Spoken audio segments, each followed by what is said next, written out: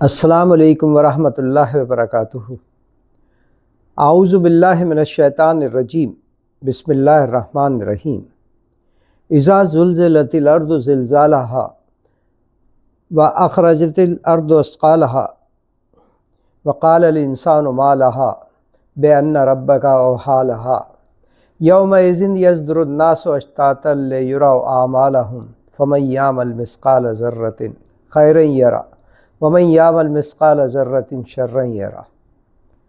ترجمہ: جب زمین اپنی پوری شدت کے ساتھ ہلا ڈالی جائے گی اور زمین اپنے اندر کے سارے بوجھ باہر ڈال دے گی اور انسان کہے گا کہ یہ اسے کیا ہوا، اس روز وہ اپنے اوپر گزرے ہوئے حالات بیان کرے گی، کیونکہ تیرے رب نے اسے ایسا کرنے کا حکم دیا ہوگا۔ اس دن لوگ مختلف حالات میں ہوں گے تاکہ ان کے اعمال ان کو دکھائے جائیں۔ پھر جس نے ذرہ برابر بھی نیکی کی ہوگی وہ اس کو دیکھ لے گا، اور جس نے ذرہ برابر بھی بدی کی ہوگی وہ اس کو دیکھ لے گا۔ یہ جو صورتوں کا سلسلہ ہے وہ قیامت کا منظر بتا رہی ہیں، اور اللہ تعالیٰ بتاتا ہے، انسان کو روشناس کروا رہا ہے کہ کس طریقے سے قیامت آئے گی اور زمین کی حالت کیا ہوگی۔ آج ایک معمولی جھٹکا آتا ہے ارتھ کوئک کا، زلزلے کا، اور پوری زمین تھوڑی سی بھی ہل جاتی ہے تو ہم کیا بے تحاشا بدحواس ہو کر بھاگتے ہیں، ہزاروں لوگ پل بھر میں مارے جاتے ہیں، مکان ڈھیر ہو جاتے ہیں۔ تو اس وقت قیامت کا زلزلہ کیا ہوگا؟ یہ صورت بھی اسی زلزلے سے متعلق ہے، اور عربی میں زلزلہ اسی کو کہتے ہیں، ارتھ کوئک کو، یعنی ہلا ڈالنا کوئی چیز کو اس طریقے سے کہ وہ نیچے آ جائے، بری طریقے سے ٹوٹ جائے، چرمرا جائے، ٹکڑے ٹکڑے ہو جائے۔ زلزلہ آنے کا مقصد ہی یہی ہوتا ہے۔ تو اللہ تعالیٰ جو فرما رہا ہے کہ زمین اپنی پوری شدت کے ساتھ ہلا ڈالی جائے گی۔ آج ہم کئی فلموں میں دیکھ چکے ہیں، یہ منظر فلمانے کی کوشش کی گئی، کس طریقے سے زمین کی حالت کری گئی۔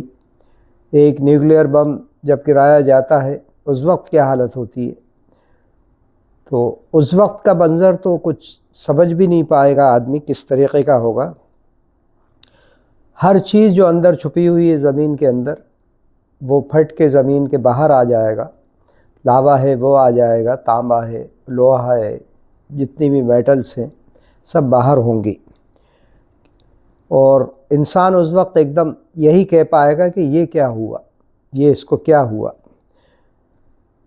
تو اللہ تعالیٰ فرما رہا ہے اس دن، یعنی جب قیامت کا دن ہوگا تو زمین اپنے اوپر گزرے ہوئے حالات بیان کرے گی، یعنی ہمارا وہی نامہ اعمال جو ہے ہمارے ہاتھ میں دے دیا جائے گا، اور جو ہم نے کرا ہے، انڈیویجول انسان نے جو کرا ہے وہ اس کے حوالے کر دیا جائے گا، اور تمام دنیا میں جو کچھ ہوا ہے وہ دکھایا جائے گا۔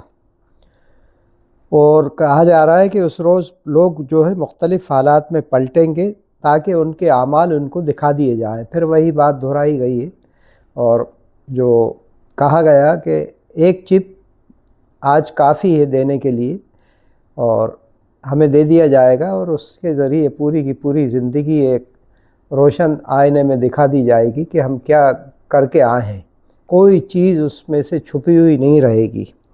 اور کہا گیا کہ پھر ذرہ برابر بھی نیکی اگر کی ہوگی تو وہ دیکھ لے گا انسان، اور ذرہ برابر اگر بدی کی ہوگی وہ بھی اس کے سامنے آ جائے گی، یعنی حساب کا دن ہوگا، روز جزا اور سزا کا، اور جس نے جیسا کرا ہوگا اس کو اس طریقے کا بدلہ ملے گا۔ تو یہ سب وارننگس ہیں قرآن کے اندر، اور سب سے بڑا مسئلہ انسان کا آخرت ہی ہے۔ ہم بھولے ہوئے ہیں کہ دنیا میں پڑے ہوئے ہیں، لیکن دھیرے جب قبروں میں پہنچ جاتے ہیں اور یہ ایسا ٹائم آ جاتا ہے ہمارا، اس وقت احساس ہوتا ہے، اور پھر وہ ٹائم گزر چکا ہوتا ہے۔ تو مسلمان کے ہر انسان کے لیے یہ تو وارننگ ہے۔ قرآن اس لیے پڑھنا ضروری ہوتا ہے کہ ایک ایک چیز کی وارننگ دی گئی ہے اس کے اندر، اور جو پورا کنسرن انسانیت کا بتایا گیا ہے وہ صرف اور صرف آخرت ہے۔ یہ دنیا تو 80 سال، 60 سال، 50 سال، 15 سال، 100 سال زیادہ سے زیادہ جیا آدمی، 100 سال، 120 سال کا ریکارڈ جو بھی ریکارڈ ہے میگزیمم، اس سے آگے تو کوئی جی ہی نہیں پاتا۔ اس کے بعد تو اصل زندگی شروع ہونا ہے۔ پہلے تو موت کے بعد نہ جانے کتنے وقت تک ہم لوگ عالم برزخ میں پہنچا دیے جائیں گے، جہاں کوئی ہمیں ہوش ہی نہیں رہے گا ہم کہاں ہیں، کیا ہیں، واللہ عالم کیا حالات ہوں گے۔ مجھے ایسا لگتا ہے کہ جیسے ہم پیدا ہوئے دنیا میں، اور قرآن ہمیں بتا رہا ہے کہ سب روحوں کو ایک بار پیدا کر دیا گیا دنیا بنانے سے پہلے، اور ان سے یہ کہلوایا گیا کہ کیا میں، اللہ تعالیٰ نے کہا کہ کیا میں تمہارا رب نہیں ہوں؟ تو سب نے کہا لستا، یعنی ہاں آپ ہی ہمارے رب ہیں۔ ہمارے نفسیات میں یہ اقرار پیوست کر دیا گیا، ہماری روح کے اندر یہ چیز اتار دی گئی کہ ہم مخلوق ہیں اور خالق اللہ ہے۔ تو وہ چیز جو اندر گھسی ہوئی ہے ہمارے، وہ کہیں نہ کہیں نکل کے باہر آتی ہے، اور ہمیں پتہ رہتا ہے کہ ہم کتنے بے بس ہیں یہاں پر۔ مخلوق ہیں تو بے بس تو ہوں گے، مالک تو ہے نہیں، اور ہمارا رب ہے، اور وہ رب ایک دن ہمارا حساب لے گا۔ اور میں جو آپ سے کہہ رہا تھا کہ مجھے ایسا محسوس ہوتا ہے کہ جیسے اس وقت روحوں کو سب اکٹھا کیا گیا، پیدا کیا گیا، اور ان سے یہ کہلوایا گیا کہ اللہ ہی تمہارا رب ہے۔ جب سے لے کے پھر ہم جب اس دنیا میں آئے، یعنی میں جس سال یہاں پیدا ہوا، اس سے پہلے کے اس وقت تک کا ٹائم جب تک میری روح کو اٹھایا گیا ہوگا، ہمیں تو کوئی بھی ہوش نہیں ہے، ہمیں پتہ ہی نہیں کہ ہم زندہ تھے، مر گئے، کیا تھا کیا نہیں تھا۔ تو ایک ایسا عرصہ کہ ہمیں تو صرف ہوش آیا جب 3-4 سال کی عمر کے بعد ہم نے سمجھا دنیا کو، اس وقت ہم اس قابل ہوئے کہ دیکھ سکے۔ اور پھر دوبارہ یہی ہوگا، جب موت آ جائے گی تو پھر ہم بے ہوشی ہمارے اوپر طاری ہو جائے گی شاید، واللہ عالم، اور اس کے بعد قیامت میں ہمیں اٹھایا جائے گا، اور ہم کو ایسا لگے گا کہ ہم تو ابھی کے ابھی لیٹے تھے اور دوبارہ اٹھ گئے، جیسے اس سے پہلے حواس ہمارے نہیں ہیں کہ کہاں تھے ہم، کس دنیا میں تھے۔ ایسے ہی یہ بھی حواس ختم کر دیے جائیں گے، اور پھر قیامت کے دن اٹھا کے حساب کتاب کے سامنے پہ نامہ اعمال سب کے پکڑائے جائیں گے، اور جو کہا جا رہا ہے کہ ایک ایک نیکی اور ایک ایک بدی تمہارے سامنے پیش ہو جائے گی۔ تو انسان سمجھدار وہی ہے کہ وارننگ جو دیکھ لے دیواروں پہ کیا لکھا ہوا ہے، وہ اسے دیکھ کر پڑھ لے اور اسی طریقے سے بیہیو کرے، یعنی ہمارا کنسرن صرف اور صرف آخرت ہو۔ دنیا جو چل رہی ہے ایک لمیٹیڈ حد تک ہے، اتنا ہی دنیا کو انوالو کریں اپنی زندگی میں جتنی ضرورت ہے، اس سے آگے ہمیں صرف اور صرف آخرت کو دیکھنا ہے۔ ہر چیز کو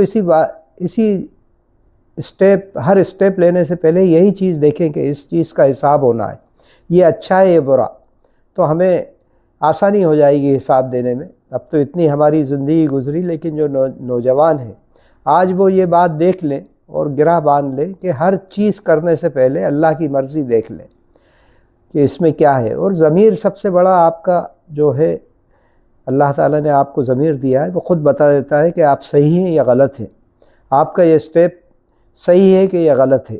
بے ایمانی کرنے سے پہلے آپ کا ضمیر آپ کو ضرور وارننگ دے گا، کسی جھوٹ بولنے سے پہلے، کسی کا قتل کرنے سے پہلے، کوئی بھی چیز آپ غلط کرنے جا رہے ہیں اس سے پہلے وارننگ آپ کو ضرور ملے گی۔ وہیں ہمیں رک جانا چاہیے۔ غصہ آ جاتا ہے جیسے کئی بار، اور غصے میں آدمی، تو اس وقت کہا گیا کہ آپ تھوڑا حالات بدل لیں، اس سین کو بدل لیں، جس سین میں آپ کو غصہ آ رہا ہے وہاں سے الگ ہٹ جائیں، اور کوئی آرگومنٹ ہو رہا ہے وہاں چھوڑ دیں بات کو، دوسری بات کرنے لگیں، تاکہ آپ اپنے لمٹ کراس نہیں کر پائیں۔ تو یہ سب چیزیں انسان کو سوچنا چاہیے کہ آنے والے ٹائم کے اندر ہم سے جو حساب لیا جائے گا، ایک ایک چیز کا حساب لیا جائے گا۔ جس وقت یہ ہمارے اندر جذبہ پیدا ہو جائے گا تو ہم صحیح راہ پہ چلنے لگیں گے۔ آج ہمیں یہ سوچنا چاہیے کہ جب بھی ہم نماز پڑھنے جا رہے ہیں تو یہ ہمارا آخری سجدہ ہو سکتا ہے، آخری نماز ہو سکتی ہے۔ جب ہم سوچیں گے کہ ہماری یہ آخری نماز بھی ہو سکتی ہے، اس کے بعد ہمیں نماز پڑھنے کا موقع نہیں ملے، تو دل میں یہ چیز آتی ہے کہ हम इसे अच्छे तरीक़े से पढ़ें और पूरी अपना जहन अल्लाह की तरफ लगाएं। तो यही इसलिए कहा जाता है कि हर नमाज को आखिरी नमाज समझो, हर लम्हे को आखिरी लम्हा समझो। और हकीकत है ये सामने आ रहा है आजकल कि किस लम्हे हम कहाँ पर मर जाएंगे हमें पता ही नहीं चल पाएगा। व आखिर दावाना अनिल हम्दुलिल्लाहि रब्बिल आलमीन।